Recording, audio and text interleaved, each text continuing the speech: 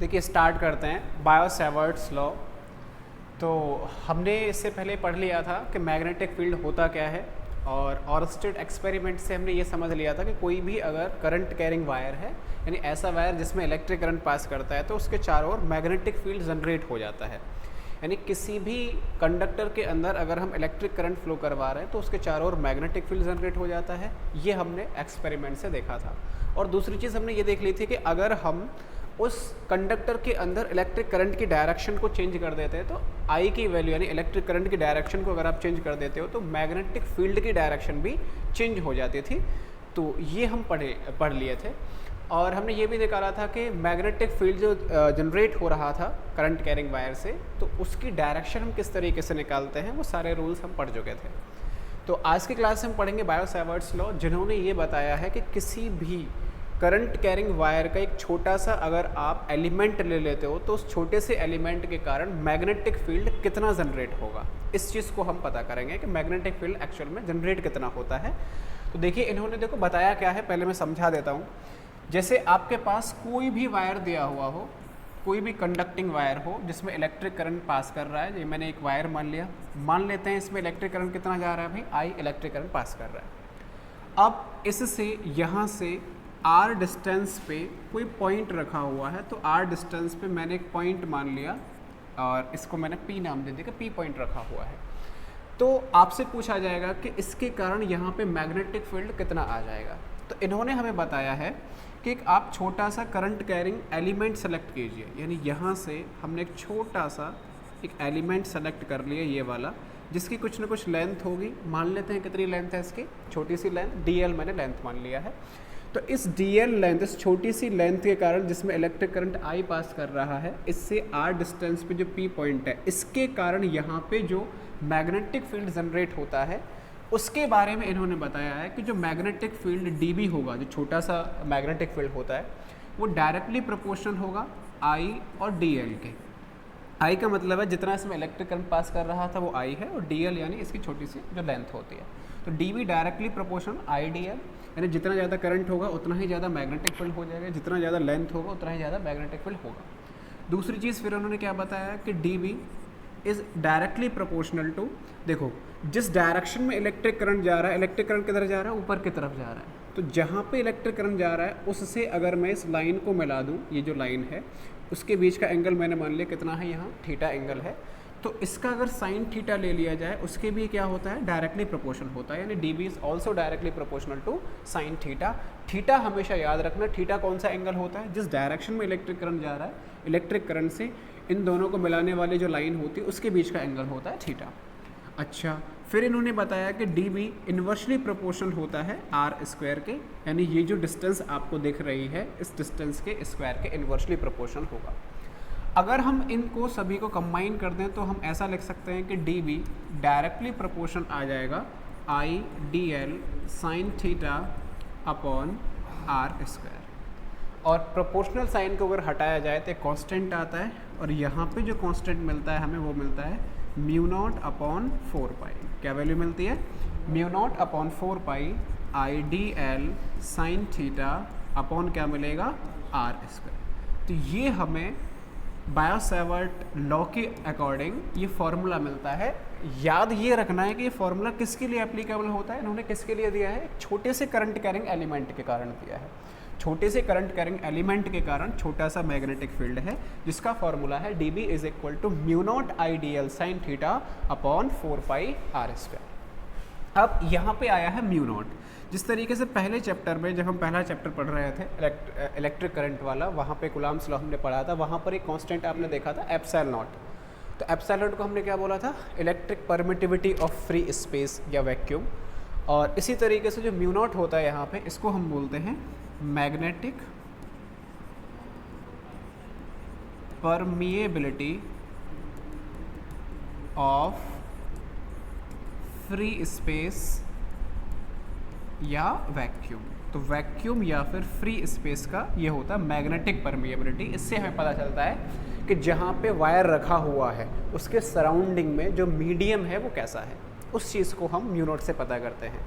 अच्छा, इसकी fix value होती है, म्यू नॉट की वैल्यू होती है 4 पाई इंटू 10⁻⁻7 हेनरी पर मीटर। तो इस तरीके से इसकी फिक्स वैल्यू आप लिख सकते हो न्यूमेरिकल्स के अंदर। म्यू नॉट की वैल्यू क्या होगी 4 पाई इंटू 10⁻⁻7 हेनरी पर मीटर हो जाएगा। तो ये है पूरा बायो-सैवर्ट लॉ। आप इस फॉर्मूले को याद रखेंगे। ये फॉर्मूला अप्लाई कहाँ करना है ये आपको ध्यान रखना है। अप्लाई वहाँ करेंगे जहाँ पे आपको छोटे से करंट कैरिंग एलिमेंट के कारण छोटा सा मैग्नेटिक फील्ड निकालना हो। अगर आपको टोटल मैग्नेटिक फील्ड निकालना है तो आपको क्या करना पड़ेगा भाई, फिर इंटीग्रेशन करना पड़ेगा। इंटीग्रेशन करके हम टोटल मैग्नेटिक फील्ड निकाल सकते हैं। ठीक है, तो इस तरीके से बायो-सैवर्ट लॉ के अकॉर्डिंग हमने ये फॉर्मूला निकाला हुआ है। अच्छा, यही सारी चीज़ें यहाँ पे जो है लिखी हुई हैं। The magnitude of magnetic field जो dB है is directly proportional to current I के डायरेक्टली प्रोपोर्शन है, एंड द एलिमेंट जो लेंथ है एलिमेंट की वो कितनी है dl। तो इन दोनों के डायरेक्टली प्रोपोर्शनल आ रहा है। और क्या है, and is inversely proportional to square of the distance r के इन्वर्सली प्रोपोर्शनल होता है। इसीलिए हमने फॉर्मूला लिख दिया था कि dB किसके बराबर है, mu naught IDL sign theta upon 4 pi r square. इस तरीके से हमने फॉर्मूला निकाल लिया था। ठीक है भाई, फिर हमने देखो नेक्स्ट क्या है, similarities and differences between bio-Savart law and Coulomb's law के बीच में। तो कूलम्ब लॉ जो हमने पहले चैप्टर में पढ़ा था उसके बीच में और बायो-सैवर्ट लॉ के बीच में सिमिलरिटीज़ क्या क्या हैं और डिसिमिलरिटीज़ क्या क्या हैं। तो सबसे पहले सिमिलरिटीज़ की बात करें तो पहला पॉइंट है both are long range field, यानी लॉन्ग रेंज के लिए दोनों ही एप्लीकेबल होते हैं। ऐसा नहीं है कि छोटी सी डिस्टेंस के लिए हो, ठीक ठाक रेंज होती है दोनों के लिए ही। अगला है both obey principle of superposition. Superposition principle का दोनों ही फॉलो करेंगे, दोनों ही जो है उसका फॉलो कर रहे होंगे। सुपरपोजिशन प्रिंसिपल आप जानते ही हो, जैसे अगर हमें फोर्स निकालना हो, एफ नेट अगर मुझे निकालना है तो हमने बताया था एफ नेट किसके बराबर होता है, F1 vector plus F2 vector plus F3 vector. जितने भी फोर्सेज हैं इंडिविजुअल फोर्स निकालो, उनका नेट अगर चाहिए तो आप एफ नेट उनका वेक्टर सम से निकाल सकते हो। सिमिलरली आप अगर मैग्नेटिक फील्ड निकालना चाह रहे हो, बी नेट अगर निकालना चाह रहे हो तो हम क्या लिख सकते हैं, B1 vector plus B2 vector plus B3 vector. इस तरीके से ये जो है सुपरपोजिशन प्रिंसिपल को दोनों ही फॉलो कर रहे होंगे। तो ये हम दोनों के लिए लिख सकते हैं। अगला डिफरेंसेस क्या क्या है, तो कूलम्ब्स लॉ में है the electrostatic field is produced by scalar source. तो इलेक्ट्रोस्टैटिक फील्ड जो होता है वो स्केलर सोर्स से प्रोड्यूस होता है। किससे हो रहा है, स्केलर सोर्स से प्रोड्यूस होता है। The magnetic field is produced by vector source. तो मैग्नेटिक फील्ड वेक्टर यानी ऐसे सोर्स से प्रोड्यूस होता है जहाँ पर इसके पास डायरेक्शन होती है, और ये ऐसे सोर्स से प्रोड्यूस होता है जहाँ पर इसके पास डायरेक्शन नहीं होती है। इस चीज़ को थोड़ा सा डिटेल में मैं बात करता हूँ। देखो, इलेक्ट्रोस्टैटिक फील्ड जो है प्रोड्यूस स्केलर सोर्स से हो रहा है और ये वेक्टर सोर्स से हो रहा है। इसका मतलब क्या है, आपने मैंने आपको पहले बताया होगा कि जब चार्ज रेस्ट पर होता है, तो चार्ज अगर रुका हुआ है रेस्ट पर होता है तो वो क्या जनरेट करता है, मतलब इलेक्ट्रोस्टैटिक फील्ड या इलेक्ट्रिक फील्ड जनरेट कर देगा। और चार्ज अगर मोशन में है, अगर इसके पास वेलोसिटी आ जाए तो ये इलेक्ट्रिक फील्ड भी जनरेट करता है और क्या कर देता है भाई, मैग्नेटिक फील्ड भी जनरेट कर देता है। दोनों चीज़ें जनरेट कर देता है।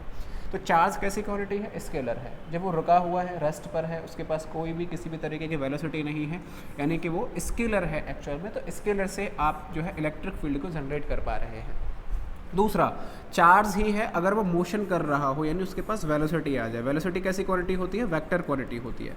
तो उससे क्या जनरेट हो रहा है, हमारा मैग्नेटिक फील्ड जनरेट हो रहा है। तो यहाँ लिखा हुआ है कि इसका सोर्स वेक्टर होता है और इसका सोर्स स्केलर होता है।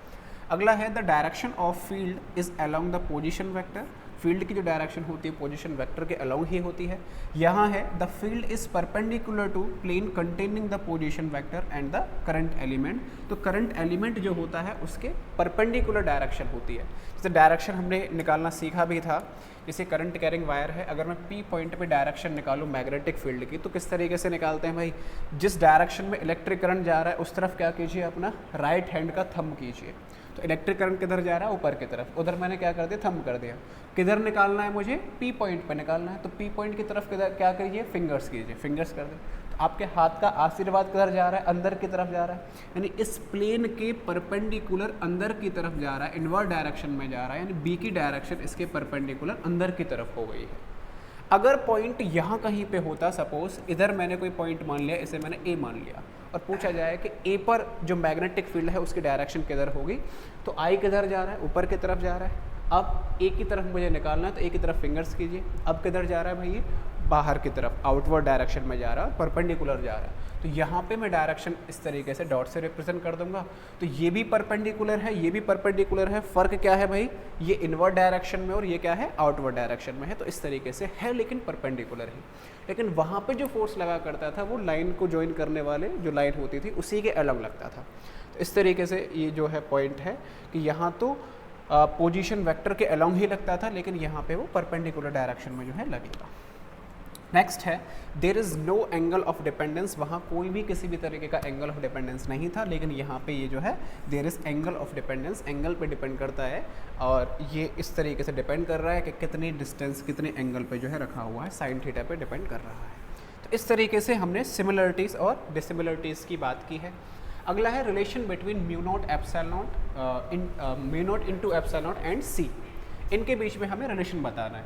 तो देखो म्यू नॉट क्या है, यहाँ पे एक बार लिख लेते हैं इन सभी का, ये मैंने अभी बताया था क्या होता है भाई, magnetic permeability of free space या फिर वैक्यूम। एप्सिलॉन नॉट क्या होता है, electric permittivity of free space या वैक्यूम, और सी है यहाँ पे speed of light in air या फिर वैक्यूम। तो वैक्यूम के अंदर जो स्पीड ऑफ लाइट होती है वो होती है। अच्छा, इनकी वैल्यू आपको पता ही होगी, म्यू नॉट की वैल्यू अभी अभी मैंने बताया था कितनी होती है, 4 पाई इंटू 10⁻⁻7 हेनरी पर मीटर होता है। और एप्सिलॉन नॉट की वैल्यू मैंने अभी अभी मतलब हम पहले पढ़ चुके हैं, 8.85 इंटू 10⁻, कितना होता है भाई, 12 coulomb square upon newton into metre square होता है। तो ये एप्सिलॉन नॉट की वैल्यू है। और सी की वैल्यू कितनी होती है, 3 इंटू 10⁸ मीटर पर सेकेंड। तो इस तरीके से ये म्यू नॉट की हो गई, ये एप्सिलॉन नॉट की हो गई और ये किसकी हो गई, सी की वैल्यू हो गई। तो इनके बीच में जो रिलेशन है, जो मेन फार्मूला आपको याद रखना है वो क्या याद रखना है कि सी बराबर होता है of mu not into epsilon. ये है फार्मूला मेन जो है, C is equal to 1/√μ not into epsilon. C यहाँ पे स्पीड ऑफ लाइट है और म्यू नॉट एप्सिलॉन आपको मैंने बता ही दिया है। अब इस फार्मूले से ज़्यादातर हमें कहाँ पे यूज़ होता है, किस तरीके से हमें ये फार्मूला यूज़ करना है, हमसे देखो कभी कभी पूछा जाता है कि what is the dimension of, ऐसे करके क्वेश्चन आएगा, what is the dimension of mu not epsilon not, mu not और एप्सिलॉन नॉट की डायमेंशन क्या होगी, ये हमसे क्वेश्चन पूछा गया है। ठीक है भाई, अगर ये हमें क्वेश्चन पूछा गया है तो हम इसकी डायमेंशन किस तरीके से निकालेंगे। ज़्यादातर बच्चे क्या करते हैं, इनकी वैल्यूज़ निकालेंगे, इनके यूनिट्स देखते हैं, यूनिट के थ्रू फिर जो है अलग अलग सॉल्व करेंगे वैल्यूज़ जो है, और बहुत ही बड़ा सा कैलकुलेशन करेंगे, देन वो डायमेंशन तक पहुंचेंगे। लेकिन अगर आपको ये फार्मूला पता है तो आप इससे बहुत सिंपल तरीके से इसके डायमेंशन निकाल सकते हो। कैसे निकाल सकते हैं भाई, हमें पता है कि C किसके बराबर है, 1/√μ नॉट इंटू एप्सिलॉन नॉट। मुझे अगर केवल म्यू नॉट एप्सिलॉन नॉट की डायमेंशन चाहिए तो मैं दोनों तरफ स्क्वायर कर देता हूँ, तो C² बराबर आ जाएगा 1/μ नॉट इंटू एप्सिलॉन नॉट हो जाएगा। अगर इसकी डायमेंशन चाहिए तो इसे इधर ले जाते हैं, इसे इधर ले आते हैं, तो म्यू नॉट एप्सिलॉन नॉट बराबर आ जाएगा 1/c² के। अगर मुझे डायमेंशन चाहिए म्यू नॉट एप्सिलॉन नॉट की तो किसके बराबर मिलेगी, 1/ डायमेंशन ऑफ c का मतलब होता है स्पीड। स्पीड की डायमेंशन कितनी होती है भाई, स्पीड को किस में मेजर करते हैं, मीटर पर सेकेंड, यानी LT-1 होती है, और LT-1 का क्या लिखा हुआ है, स्क्वायर लिखा हुआ है, तो कितना आ जाएगा 1/L2T-2, और इसे अगर ऊपर ले जाओगे तो कितना हो जाएगा L-2T2।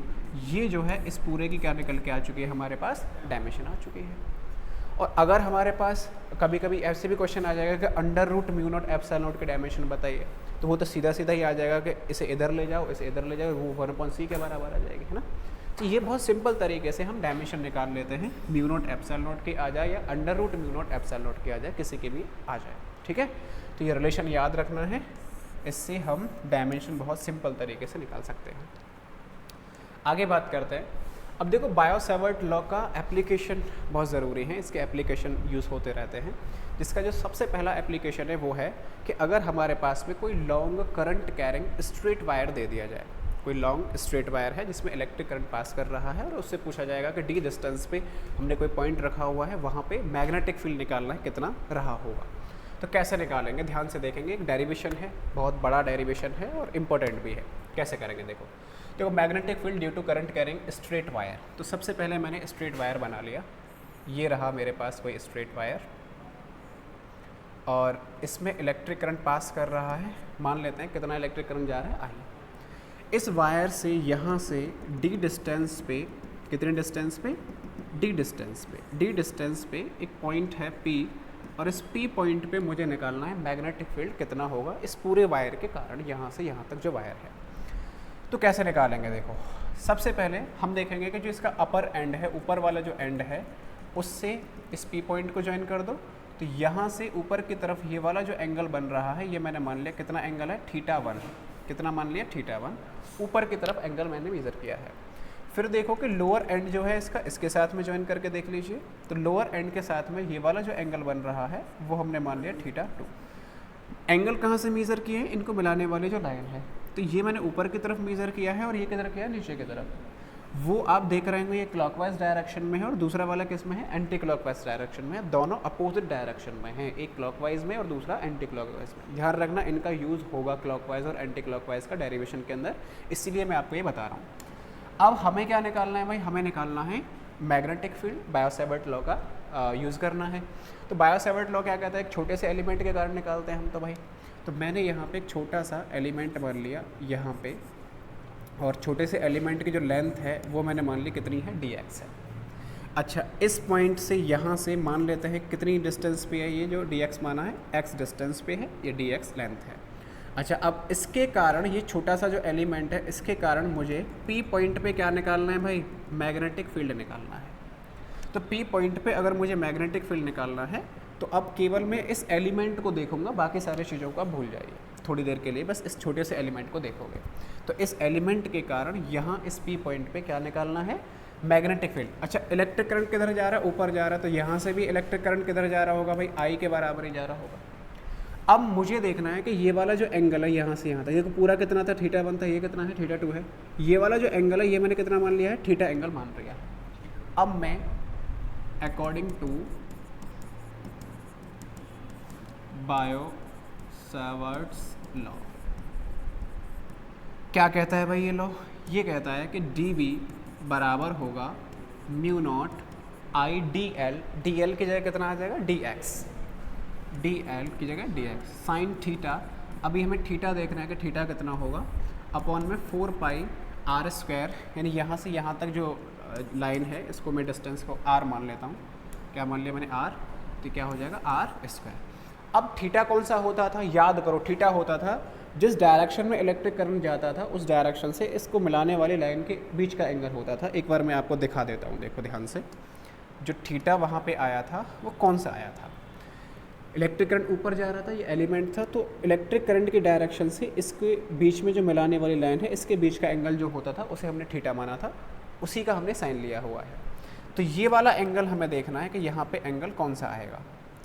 तो ऊपर इलेक्ट्रिक करंट जा रहा है, इससे इसको मिलाने वाले जो लाइन है ये वाली है, तो ये जितना एंगल होगा वही एंगल आप यहाँ पे पुट करोगे। अब आपको निकालना है ये एंगल एक्शन में होगा कितना, ध्यान से समझना, इंपॉर्टेंट है। तो ये वाला एंगल कितना है, थीटा है। ये राइट एंगल ट्रायंगल बना हुआ है, तो ये वाला एंगल कितना है, 90 है। तो 90 हो गया, ये थीटा हो गया।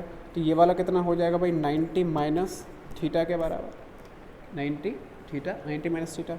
अच्छा, ऊपर ये पूरा एंगल कितने का होता है, 180 का होता है। तो 180 में से अगर मैं 90 माइनस थीटा घटा दूँ तो ऊपर वाला मिल जाएगा।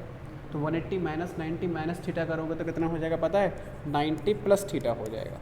ठीक है, 180 में से अगर इसे घटाओगे तो 90 प्लस थीटा निकल के आ जाएगा। आप चाहो तो इन दोनों को ऐड करके देख लीजिए, 180 ही मिलेगा। इसको और इसको ऐड करोगे, थीटा से थीटा कैंसिल, 90 प्लस 90 180 मिल चुका है। तो एंगल जो आएगा यहाँ पर कितना आएगा, 90 प्लस थीटा आएगा। तो एक तो ज़्यादातर बच्चों को यहाँ डाउट आता है कि ये एंगल आपने 90 प्लस थीटा कैसे ले लिया है, सबसे पहला डाउट यही आता है। तो मैं अभी भी बता रहा हूँ कौन सा एंगल लेना है, ऊपर से जिस डायरेक्शन में इलेक्ट्रिक करंट जा रहा है उससे मिलाने वाले लाइन के अलॉन्ग जो है ये वाला एंगल लेना है। तो ये थीटा, ये 90, ये 90 माइनस थीटा, तो ये कितना हो जाएगा 90 प्लस थीटा हो जाएगा। अब इसे सॉल्व करने की कोशिश करते हैं भाई आराम से। देखो साइन 90 प्लस थीटा है, तो साइन 90 प्लस थीटा किसके बराबर आ जाएगा भाई, कॉस थीटा के बराबर आ जाएगा। सेकंड क्वाड्रेंट में जा रहा है वो पॉजिटिव होता है तो साइन कॉस में चेंज हो जाएगा, कॉस थीटा में आ जाएगा। यानी ये निकल के आ रहा है D B is equal to mu not I D X cos theta upon कितना आ रहा है 4 पाई आर स्क्वायर, ये आया।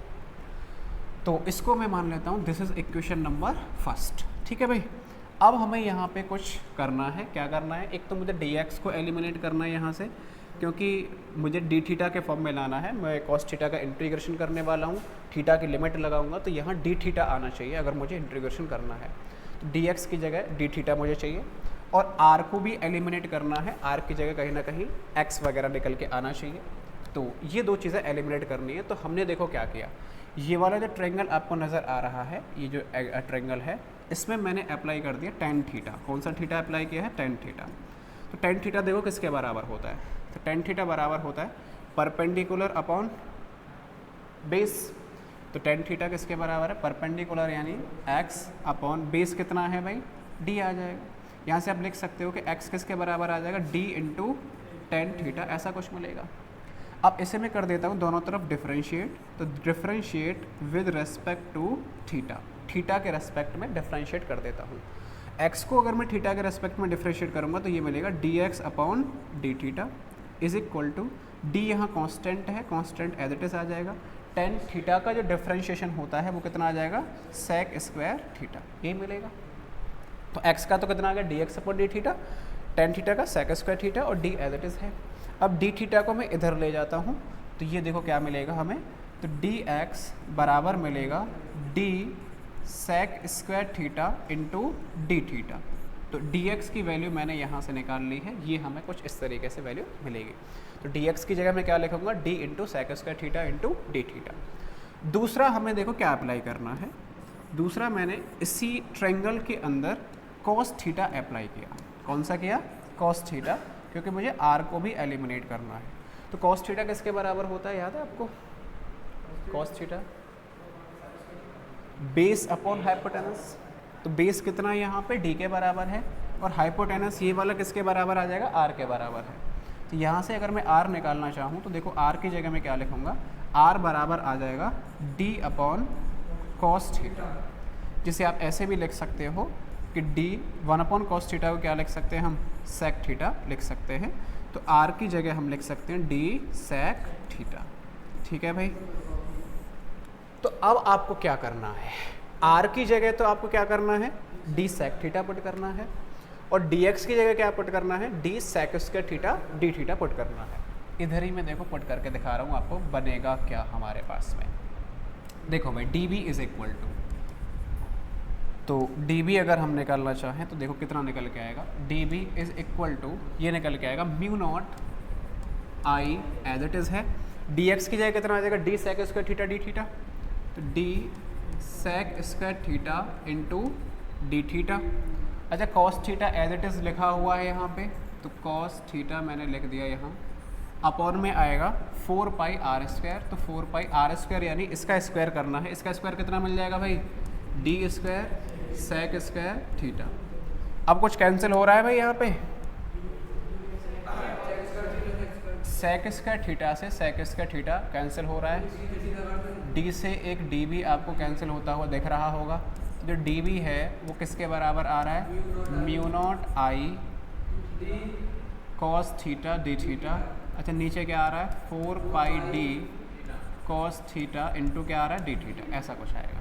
तो सॉल्व करने के बाद आखिरकार हमें ये मिल गया, डी बी किसके बराबर है, क्या कह रहे हो, डी है यहाँ से जो डिस्टेंस है ये वाली है, इस वायर से इसकी डिस्टेंस ये वाली डी डिस्टेंस है, यहाँ से यहाँ तक जो डिस्टेंस है इसको मिलाने वाली, ठीक है, ये डी डिस्टेंस। तो म्यू नॉट देखो, म्यू नॉट कॉन्स्टेंट है, आई आपको दिया हुआ होगा कि वायर में कितना करंट जा रहा है, 4 पाई कॉन्स्टेंट है ये, डी भी आपको दे रखा होगा कितनी डिस्टेंस पे निकालना है। तो ये पूरा का पूरा यहाँ से यहाँ तक क्या है, कॉन्स्टेंट है। अब हमने ये क्या निकाल लिया, छोटे से एंगल डी थीटा के लिए छोटा सा मैग्नेटिक फील्ड हमें किसके लिए चाहिए, इस पूरे के लिए चाहिए। तो पूरे के लिए अगर आपको निकालना है तो बस इसका क्या करना है, आपको इंटीग्रेशन करना है, तुरंत आपके पास में फार्मूला निकल के आ जाएगा। बस इंटीग्रेशन करना है, फार्मूला आ जाएगा। और इंटीग्रेशन बहुत सिंपल तरीके से करके हम निकाल लेंगे, उसे अभी मैं बताता हूँ। लेकिन यहाँ तक पहले आपको ये समझ में आना चाहिए एक एक स्टेप। अगर इसे रटने बैठ गए तो फिर कुछ नहीं है भाई, है ना। सीधा सीधा एक एक स्टेप एक बार मैं यहाँ तक दोबारा रिकॉल कराता हूँ, फिर आगे करते हैं। ये हमारे पास वायर था, इलेक्ट्रिक करंट कितना जा रहा था, आई। इससे डी डिस्टेंस पे पी पॉइंट है, इस पे हमें मैग्नेटिक फील्ड निकालना था। अपर एंड के साथ जो एंगल बन रहा है θ1 मान लिया, वो क्लॉकवाइज है। लोअर एंड के साथ θ2 है, वो एंटी क्लॉकवाइज डायरेक्शन में है। मैंने एक्स डिस्टेंस पे यहाँ से एक छोटा सा एलिमेंट मान लिया dx, इस dx से इसको मिलाने वाले जो लाइन है ये r मान लिया डिस्टेंस, और ये एंगल मैंने थीटा माना है, तो ये 90 है, तो ये 90 माइनस थीटा हो जाएगा, और वो कितना हो जाएगा 90 प्लस थीटा। तो इस dx के कारण मैग्नेटिक फील्ड अगर मुझे निकालना है तो क्या आ जाएगा, म्यू नॉट आई dl की जगह dx हो जाएगा, साइन थीटा, थीटा की जगह 90 प्लस थीटा आ जाएगा अपॉन 4 पाई आर स्क्वायर। अच्छा, साइन 90 प्लस थीटा कितना होता है, कॉस थीटा होता है, ये पुट कर दिया। अब इस ट्रायंगल में मैंने दो चीज़ अप्लाई की, एक तो टेन थीटा अप्लाई किया, एक कॉस थीटा अप्लाई किया। टेन थीटा अप्लाई करेंगे तो एक्स को सेपरेट किया, डिफ्रेंशिएशन करने पे मैंने dx की वैल्यू निकाली, dx की जगह क्या लिख देंगे, D sec square theta D theta.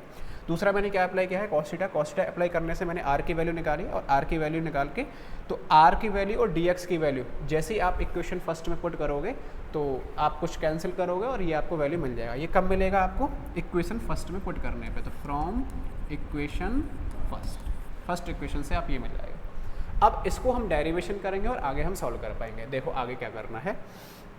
तो हमारे पास में ये निकल के आ चुका था, D B is equal to कितना था भाई, mu not I upon 4 pi D cos theta into में डी थीटा, है ना, ऐसा कुछ आ रहा था, ज़्यादा मोटा हो रहा है। चलो अब अगर मुझे टोटल चाहिए तो इंटीग्रेशन कर देंगे। तो integration of D B mu not I upon 4 pi D cos theta D theta, दोनों तरफ मैंने इंटीग्रेशन किया। अच्छा, इधर थीटा की लिमिट पुट करनी है, तो थीटा की लिमिट कहाँ से कहाँ तक करनी है, देखिए भाई, θ2 से θ1 जाना है। अच्छा, θ2 एंटी क्लॉकवाइज और θ1 क्या है, क्लॉकवाइज डायरेक्शन। तो अगर आप क्लॉकवाइज को पॉजिटिव मान लेते हो तो एंटी क्लॉकवाइज क्या हो जाएगा, नेगेटिव हो जाएगा। या एंटी क्लॉकवाइज को नेगेटिव मान रहे हो तो क्लॉकवाइज क्या हो जाएगा, पॉजिटिव। जिसको आप पॉजिटिव मानोगे तो दूसरा वाला नेगेटिव आ जाएगा। तो मैंने क्लॉकवाइज को पॉजिटिव मान लिया, तो एंटी क्लॉकवाइज क्या हो जाएगा, नेगेटिव। यानी माइनस के θ2 से कितना लिखोगे आप, θ1। एक यहाँ डाउट आता है बच्चों को जनरली, तो ये भी आपको अच्छे से ध्यान रखना है। मेन जो डाउट आते हैं ना, एक तो यहाँ आएगा कि यह थीटा कितना पुट किया, 90 प्लस थीटा क्यों आया, और कहाँ पे आएगा भाई कि माइनस θ2 क्यों लिखा है, सीधा सीधा क्यों नहीं लिखा कि θ2 से θ1। तो डायरेक्शन है, एक क्लॉकवाइज में था, एक एंटी क्लॉकवाइज में। एंटी क्लॉकवाइज को नेगेटिव मानोगे अगर आपने क्लॉकवाइज को पॉजिटिव मान लिया है तो। अब इंटीग्रेशन तो भाई आप लोगों को आता होगा, डी बी का इंटीग्रेशन भी आ जाएगा, म्यू नॉट आई अपॉन कितना है 4 पाई डी, और कॉस थीटा का इंटीग्रेशन कितना होता है बताइए। कॉस थीटा का इंटीग्रेशन साइन थीटा होता है या माइनस के साइन थीटा होता है बताइए। साइन थीटा होता है, प्लस में ही होता है, तो साइन थीटा होगा। अब लिमिट कहाँ से कहाँ तक पुट करनी है भाई, माइनस θ2 से प्लस के θ1। तो लिमिट कैसे पुट की जाती है पता है आपको, अपर लिमिट माइनस लोअर लिमिट। तो पहले आप थीटा की जगह अपर लिमिट पुट कर दोगे, यानी साइन θ1 माइनस फिर थीटा की जगह लोअर पुट कर दोगे तो sine θ2। Upper limit minus lower limit इस तरीके से मैंने पुट कर दिया है। तो ये देखो कितना आएगा, b is equal to mu not I upon 4 pi D sine θ1 minus minus क्या हो जाएगा, प्लस प्लस साइन θ2। तो इस तरीके से हम इसका डेरिवेशन आराम से निकाल लेते हैं। और ये है हमारा फाइनल फार्मूला।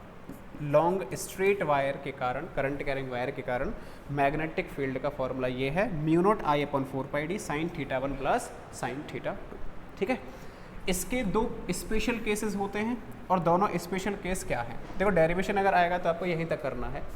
स्पेशल केसेस क्या होते हैं तो वो और बता देता हूँ मैं। स्पेशल केसेस, जिसका केस फर्स्ट है कि अगर ये इनफाइनाइट वायर हो जाए, तो 4 इनफाइनाइट वायर, अगर ये इनफाइनाइट वायर हो जाएगा तो मैग्नेटिक फील्ड कितना आना चाहिए। इनफाइनाइट वायर का मतलब है ऊपर वाला एंड भी इन्फिनिटी तक जा रहा है और नीचे वाला एंड भी कहाँ तक जा रहा है, इन्फिनिटी तक जा रहा है। तो इससे डी डिस्टेंस पे कोई पॉइंट रखा हुआ है, यहाँ पे मुझे क्या निकालना है, मैग्नेटिक फील्ड निकालना है।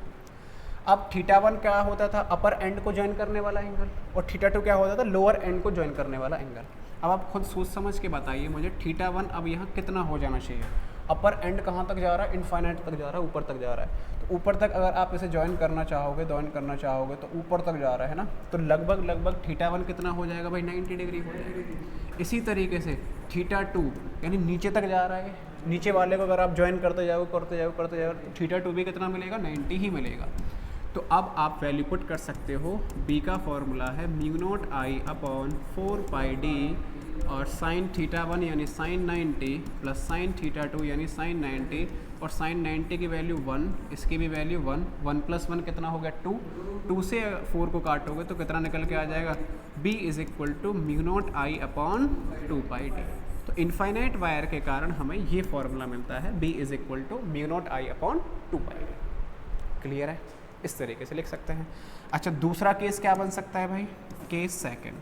अगर हम केस सेकंड की बात करें तो 4 सेमी इनफाइनाइट वायर कैसा हो जाए, सेमी इनफाइनाइट हो जाए।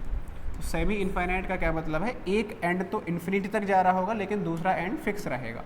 तो एक ऊपर वाला मैंने इनफाइनाइट तक मान लिया लेकिन नीचे वाला मैंने फिक्स मान लिया यहीं तक है।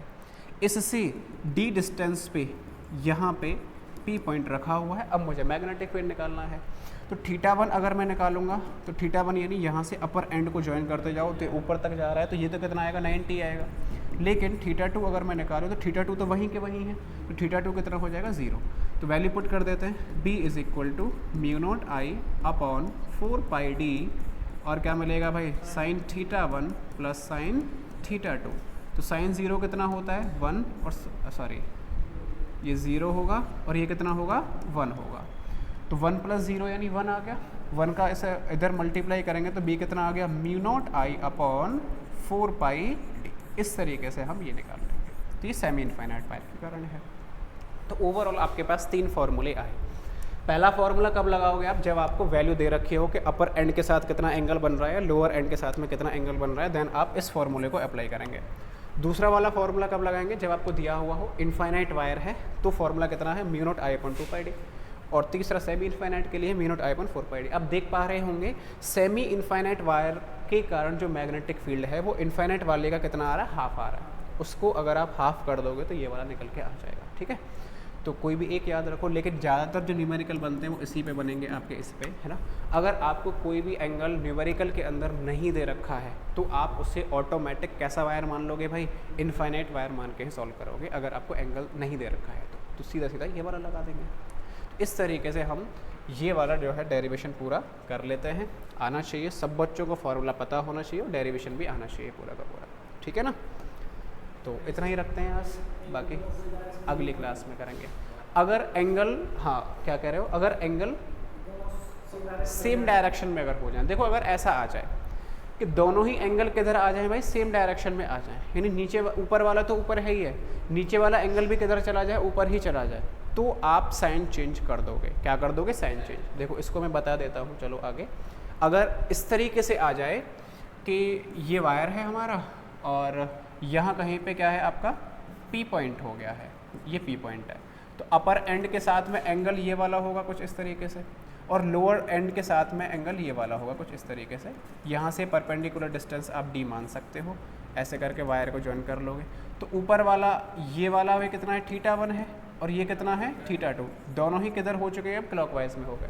तो हमारे पास फॉर्मूला क्या होता था, b बराबर होता था μ0I/4πd sin θ1 प्लस sin θ2। तो प्लस कब था, जब वो नीचे की ओर आ रहा था। अब ये भी किधर चला गया है, क्लॉकवाइज में चला गया, ऊपर चला गया। तो अब यहाँ क्या लिख दोगे आप, माइनस के sin θ2 लिख दोगे। साइन चेंज हो जाएगा अगर ये अपोजिट डायरेक्शन में पहुँच जाएगा तो। ठीक है, बोर्ड में तो बहुत कम पूछा जाता है ऐसा क्वेश्चन, लेकिन कंपटीशन में पूछा गए हैं, पूछे भी गए हैं। IIT में ऐसे क्वेश्चन पूछे गए हैं, नीट के अंदर भी ऐसे क्वेश्चन पूछे गए हैं जब सेम डायरेक्शन में ही आ जाए। और वहाँ पर बच्चे गलतियाँ कर देते हैं कि भाई ऐसा तो कुछ पढ़ाया ही नहीं गया था, लेकिन नीट वगैरह में क्वेश्चन आते हैं। तो सेम डायरेक्शन में ही अगर है तो आप जो है साइन को रिवर्स कर दोगे जो हमने पढ़ा हुआ है। ठीक है भाई, इस तरीके से है। ठीक है, आज के लिए इतना ही, बाकी अगली क्लास में करेंगे।